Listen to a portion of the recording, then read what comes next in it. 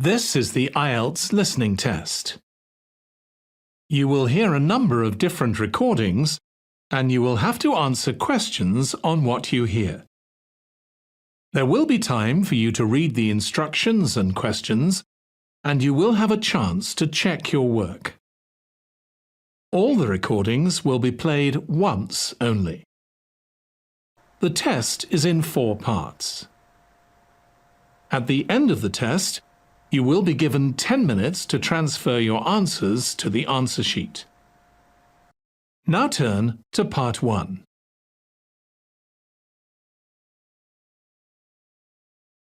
Part 1. You are about to hear a conversation between a man and a woman who are having a discussion about enrolling in a university course. First, you have some time to look at questions 1 to 7.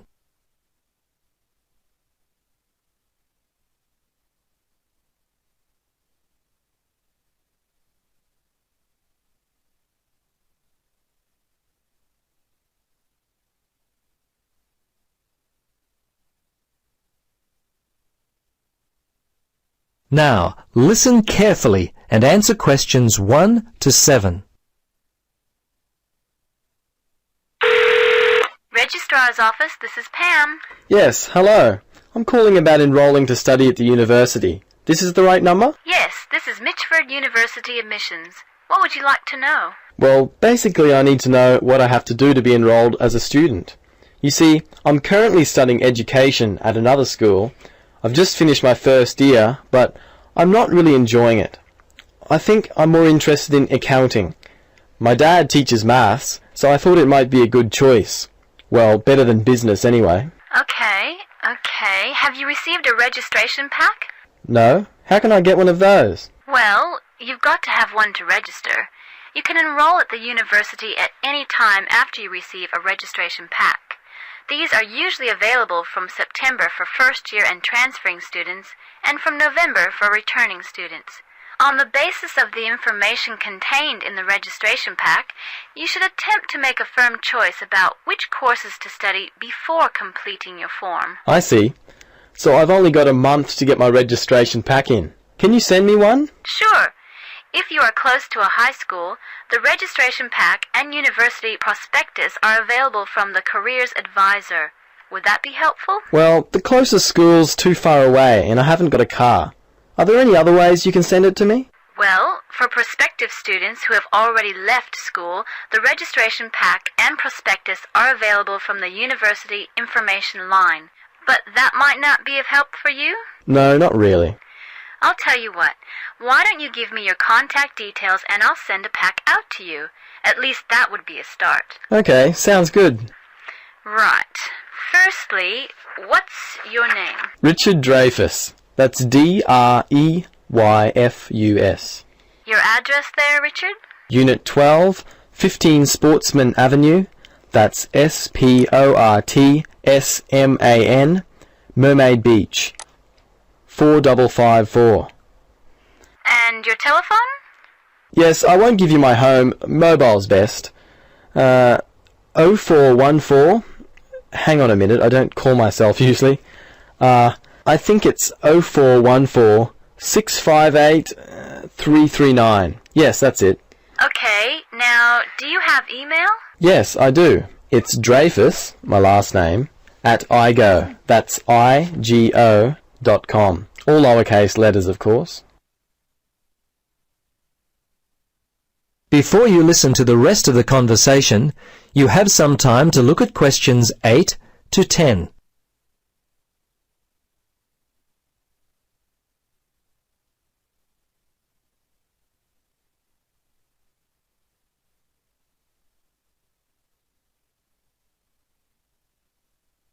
Now listen carefully and answer questions 8 to 10. Okay, that looks fine. Now, do you have any questions for me? Yes, I've got a friend who is interested in studying at the university. I'm not sure what would be the best way for him to register. Can you give me some suggestions? Sure, there are 3 ways to register. Option 1 is telephone registration. Before you telephone, fill out the registration form included in your pack. This will ensure you have all the information that you require. The number is in your registration packet. Don't forget to hold on to a copy of your registration form for future reference. Yep, okay. Option 2 is registration by post. All you have to do there is complete the relevant sections of the registration form and post the completed form together with all documentation required in the envelope provided. Alright. The third way is to simply come in. Visit the Student Information Center in the Information Services building, and your friend will receive personal assistance on how to complete his forms. Thanks very much. You've been most helpful. You're welcome. Good luck with your future studies.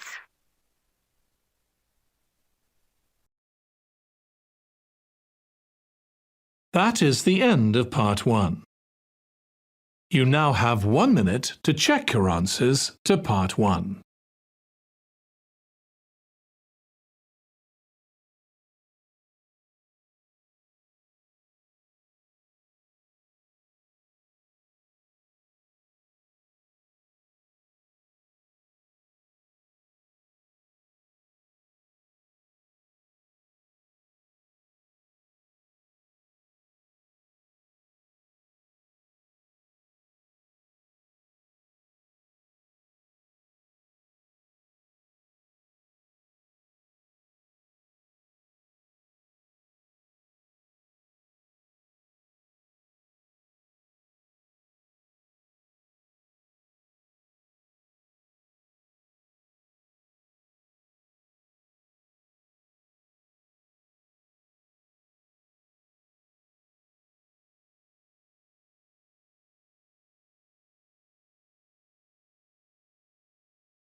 Part 2.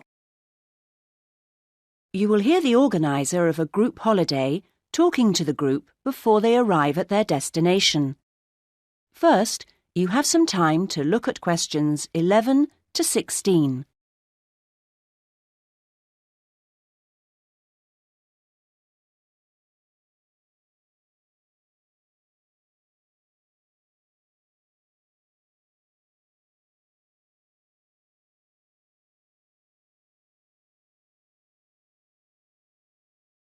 Now listen to the first part of the talk and answer questions 11 to 16.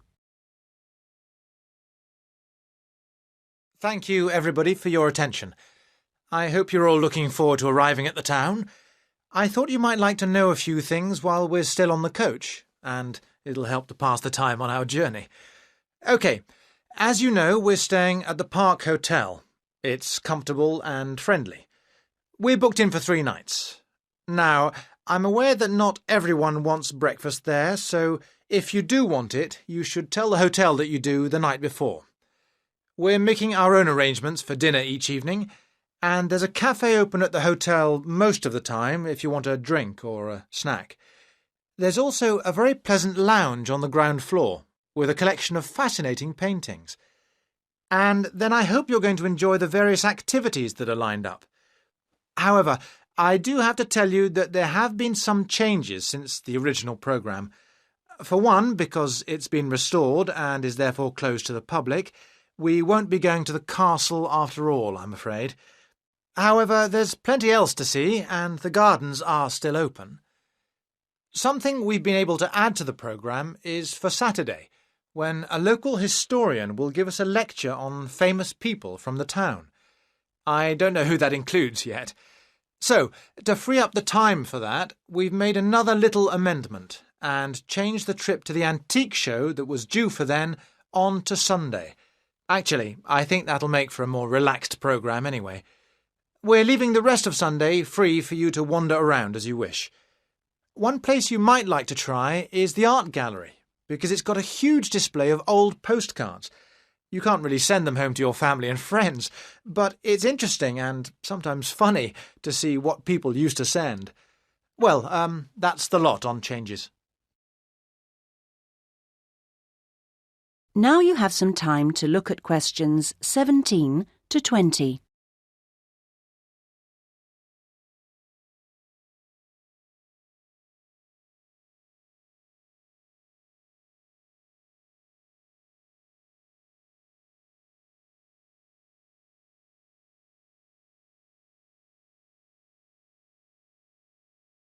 Now listen to the rest of the talk and answer questions 17 to 20. I thought it could be useful to try and get your bearings now, before we actually arrive, so I'll give you a few pointers on your maps. OK, first things first. The Park Hotel, because I assume you'll want to deposit your luggage before anything else. We'll be driving into the town from the west and stopping at the bus station. To get to the hotel, just go straight down the high street towards the railway bridge, and after the bridge, if you go left, you'll soon see it on the right. As I say, it's a nice place. You can check in, see your rooms, relax a little. There are a couple of interesting little shops nearby. There aren't any internet facilities at the hotel, I'm afraid, so if you want to send any emails, you'll need to get yourselves to the internet cafe. In fact, if you want to do that first, it's easy because it's near the bus station, on the corner towards the right of Curtis Lane and Kramer Street. So, once you've done that, well, if you do that, then I suppose you'll be ready to do a bit of exploring. You've got your basic maps, but you may want to get more information, and the Tourist Information Office is the place to do that. It's up around the train station area. From the bus station, you could go up any of the streets to the left, Cadogan Road, Earl Street or Duke Street. The office is directly facing the train station on the corner with Earl Street. They've got all sorts of brochures and leaflets about local attractions and tickets for sale. They even sell some locally produced jams and chocolates. And a last pointer at this stage is our venue for dinner tonight, the Royal House restaurant. This is conveniently located in the very centre of town. In fact, you'll no doubt pass it as you're walking around beforehand. In relation to the bus station, it's not far. Going down the High Street, if you pass the corner with Cromwell Road, then the next junction is a crossroads with Duke Street and Runton Road, and it's there. You'll be able to see its rather grand entrance over on the left corner. The food and the service there are both excellent, so it promises to be an enjoyable evening. Well, we're just coming into the town now, so...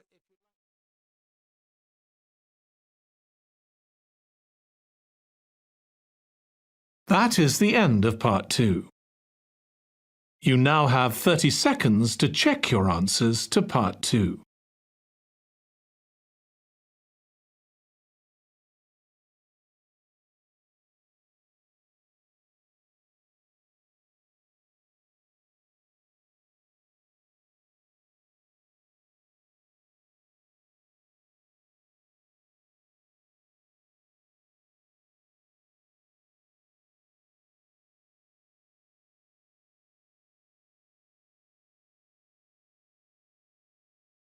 Part 3. You will hear two friends discussing what to study at Mitchford University. First, you have some time to look at questions 21 to 27.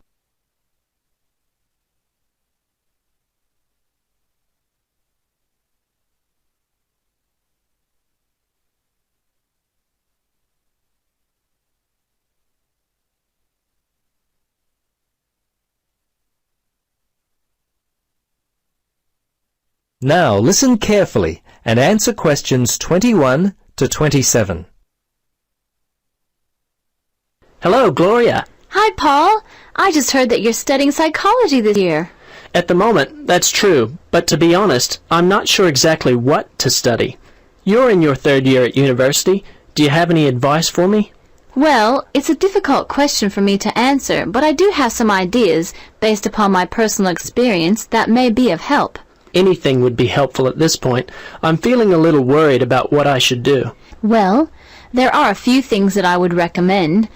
Firstly, ask yourself, what do you really enjoy studying? For example, maths, English, science? This will help you decide what course you should do. The university handbook lists all the courses available. You should take some time to look at it. A couple of my friends spoke with recent graduates of courses which took up a lot of time. Another thing which took a lot of time was an interview at the Dean of Academic Affairs office. They're always so busy there. Unless you've got a lot of time, I wouldn't bother with either of those ideas. Okay. Gloria, I understand there are some excellent publications that I can look at which will help answer my questions. But the trouble is, I'm having a real hard time locating them. Do you know where I might be able to go? Yes, I encountered this very same problem when I was deciding on what to study. I managed to locate a few excellent books that really helped me to decide what was best for me. Now, some of the details will be a little inaccurate. That's no problem. If you could just remember the titles, I'll be able to look them up at the university library. Now, let me just get my pen. Okay, ready? All right. The first book I found was What Should I Do? It was written by Paul Smith, and I believe it was published in 2000 by Smith Brothers. I think this was the best book I read, although Judy Newton's Choosing University Courses was also an excellent help for me. Can you remember what year that one was published? Let me see. Most of the books I read were published around the same year, 2000, I think. I can't remember who published it. I think it was Printers Limited. You'll have to check that one out yourself. No problem. This is just what I've been looking for. Anything else you could recommend? Yes, there was one other book which I remember because my cousin works for the publishers Brown and Tate. He started there in 2002. Anyway, the book's called Surviving University and was written by Julie White. It's an excellent book which came out in 2004. I certainly recommend it. Before you hear the rest of the conversation, you have some time to look at questions 28 to 30.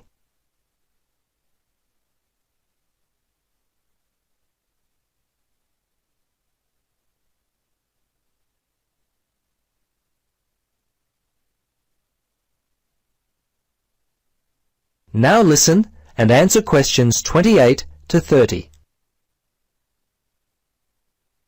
Gloria, this discussion has been so helpful. I wonder if I might ask one more question. Sure. What would you like to know? Well, I'm wondering why you finally decided to study psychology. Well, what helped me to decide was my interest in working with people. I think that's what you've got to really decide in your own mind. Do people give you energy or do they drain you of energy? I asked my friends what they thought of my idea, and most of them thought it was a good choice. Yeah, you know, I think my parents or family members who know me well would be a good place to start. I think if you like to research subjects, you might prefer to work by yourself. That could help you to decide what area you should study. For me, I like working with numbers, and I knew psychology involved a lot of this, so that also helped me to choose my course of study. The bottom line is you've really got to know what you naturally like to do. Once you work that out, you simply choose areas of study that relate to those things. Well, Gloria, I can't thank you enough for your time. Would you be interested in joining me for a coffee?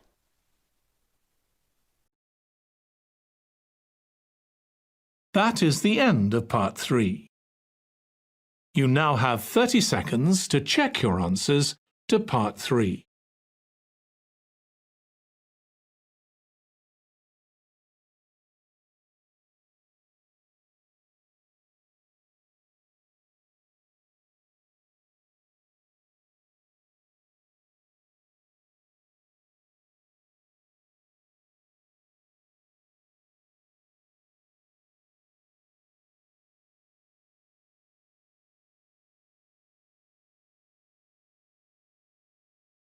Part 4. You will hear a writer giving a talk about the different kinds of writing that the audience might want to try doing. First, you have some time to look at questions 31 to 40.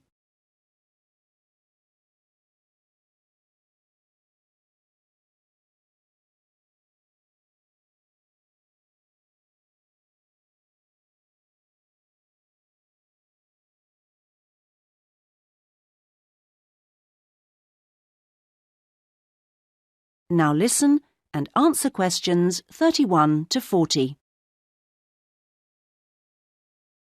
So, I'm now going to say a few words about the various different kinds of writing you may want to consider. Each has its own challenges and rewards, And it's really a question of seeing what suits you best. There are no rights and wrongs here. Let's start by considering the short story. Remember that a short story isn't just a very concise novel. There are 3 basic styles: the story itself, the slice of life section, and the surprise type, and all of them are equally valid as treatments of the genre.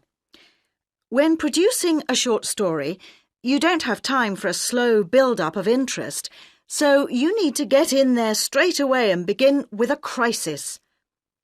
Then there's non-fiction, which can sell very well, with biographies in particular frequently hitting the bestseller lists. It's important, however, to be sure your chosen topic is genuinely interesting to people, and you know enough about it to do it justice. So when you're submitting your idea to a publisher, it's worthwhile to give them details of specialist knowledge you have. What about articles? Now, this is a very wide area, of course, going from the very learned and obscure to the populist gossip type. Articles based on giving advice are a proven area, and to give them a sufficient focus, you should produce your article for a definite market. That will help to define your purpose. Turning to something different, there's the question of poetry. It's often hard to define what poetry is exactly. Maybe it's easier to say what it isn't. But it should be subtle, so the message of a poem oughtn't to be overly obvious. True poems let the ideas sit there for the reader to ponder. What they must do is sound good, like singing. So I recommend reading what you write aloud to yourself to check the melody. Well, then there's plays, which are basically novels, but told only through conversation. A playwright includes minimal instructions for actions, but not for every small action the actors will perform. Things such as moves towards sofa and so on are for the director to come up with.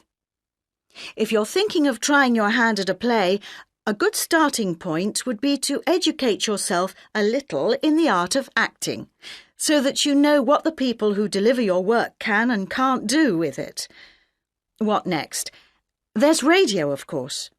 Radio uses an enormous range of material, and the BBC Writing for Radio Handbook contains information about all of this. To begin with, I suggest regional stations for sending your stuff to. The competition for national radio is extremely high. OK, another interesting area is children's literature. Now, very few, if any, children's books are published without pictures, but this doesn't mean that you, as writer, have to draw them. That's for the illustrator. What you do need to do is be clear who you want to write for. So fix on one age group, and then aim your stories at that.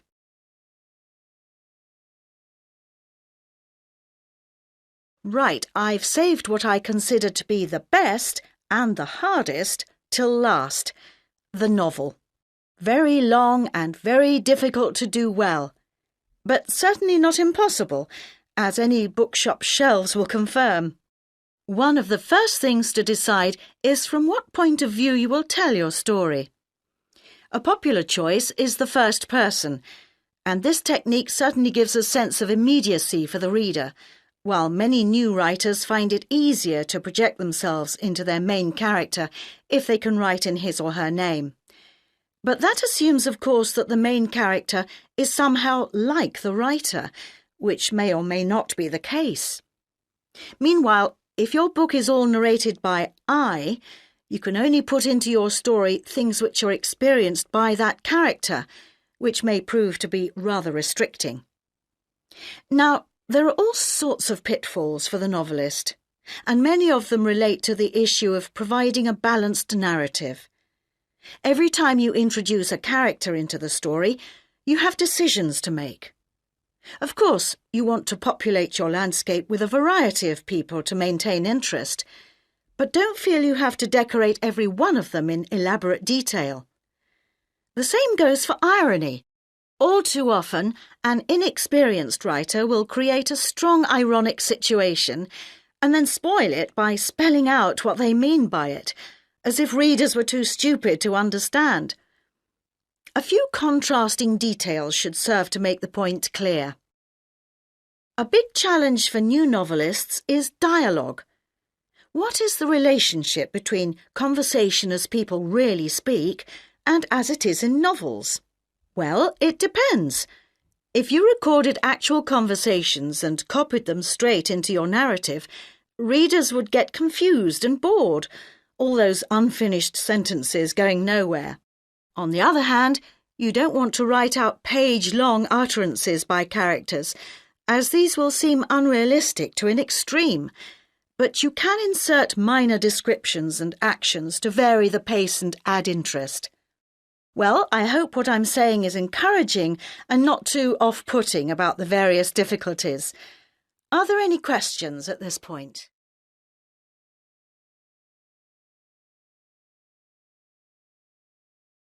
That is the end of Part 4.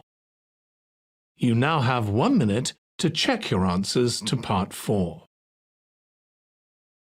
That is the end of the listening test.